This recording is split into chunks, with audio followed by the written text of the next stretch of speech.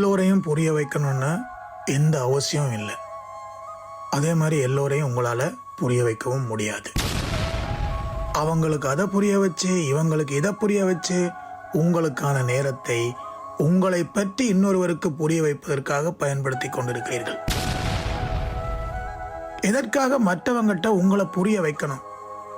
ஒன்று, அவங்க உங்களை பற்றி எதுவுமே சரியாக உணரலை, அல்லது அவங்க உங்களை நல்லதாக நம்பலை.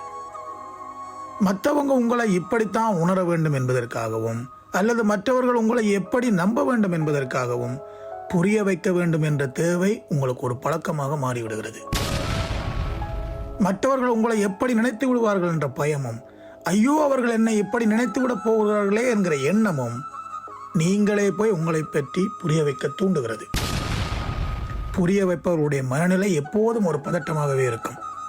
இந்த சூழ்நிலைக்கு என்ன பதில் சொல்லணும், அந்த சந்தர்ப்பத்தில் எப்படி சமாதானப்படுத்தணும், எந்த நேரத்தில் சமரசம் செய்யணும்னு எல்லாத்துக்கும் முன்னாடியே நீங்கள் தயாராக இருக்கணும்.